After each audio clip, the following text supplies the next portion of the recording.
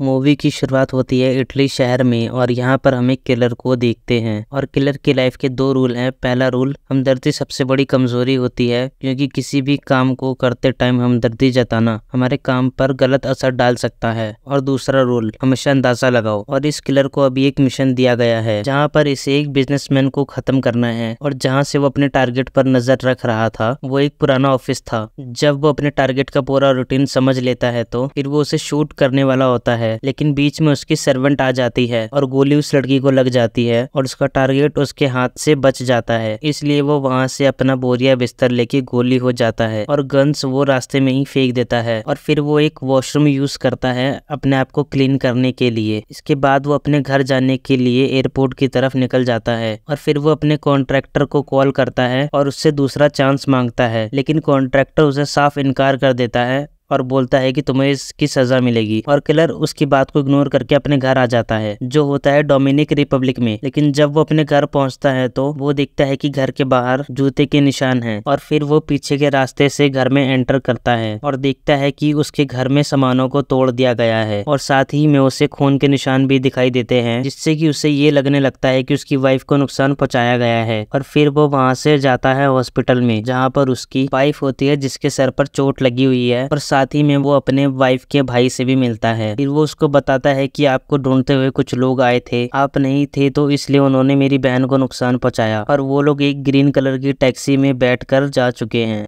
और उनमें से एक लड़का था और एक लड़की थी। जिसके बाद किलर अपने घर जाता है और वहां से अपने गन्स, नकली पासपोर्ट लेके वापस शहर आ जाता है टैक्सी ड्राइवर की तलाश में। और फिर सभी टैक्सी ड्राइवर के डीलरों का पता लगाता है कि कौन ग्रीन टैक्सी को यूज करते हैं और उसे पता चल जाता है। फिर उसके घर में घुसकर कंप्यूटर चेक करता है कि कल शाम को कौन सी टैक्सी एयरपोर्ट से निकली थी, जहां उसे पता चलता है कि लियो नाम का बंदा था जिसकी टैक्सी का इस्तेमाल किया गया था। नेक्स्ट मॉर्निंग में वो बंदे से मिलता है और बोलता है कि परसों एयरपोर्ट से किसको पिक किया था। ड्राइवर बताता है कि वो दो लोग थे, एक लड़का और दूसरी लड़की थी। इन दोनों ने एड्रेस दिया था और मैं इनको वहां पर लेकर चला गया। किलर को लगता है कि अगर ये मुझे इतनी आसानी से सब कुछ बता सकता है तो ये किसी और को मेरे बारे में भी बता सकता है, इसलिए वो इसे मार देता है। और फिर वो सीधा अपने कॉन्ट्रैक्टर के पास में जाता है सफाई कर्मचारी बनकर, जिसके बाद कॉन्ट्रैक्टर उसे बोलता है तुम गलती कर रहे हो, तुम्हें यहाँ नहीं आना चाहिए था। रही बात टास्क में फेल होने की तो तुमको रूल पता है और हम लोग हमारे काम में कोई भी सबूत नहीं छोड़ते। मैं तुमको अमीर बना सकता हूँ, बोलो कितने पैसे चाहिए। लेकिन किलर उससे उन दोनों कातिलों का पता पूछता है, लेकिन वो उसे कुछ नहीं बताता, जिससे कि किलर उसको मार देता है। इसके बाद वो जाता है उसकी जूनियर के पास। वो बोलता है कि तुम इसकी सेक्रेटरी हो तो मुझे कातिलों के बारे में पता बताओ। फिर वो उसे लिस्ट देती है जितनी डील्स हुई होती हैं। फिर अगेन उस जूनियर को भी मार देता है, जिसके बाद ये कार चेंज करके बीस्ट के पास पहुंचता है। ये बीस्ट वही बंदा है जिसने इसकी वाइफ को मारा था, लेकिन उस बंदे के पास उसके दोस्त और उसका एक कुत्ता भी होता है। फिर ये प्लानिंग करना स्टार्ट करता है और मार्केट में जाकर खाने पीने का सामान लाता है। अपनी कार में बीस्ट का वेट करता है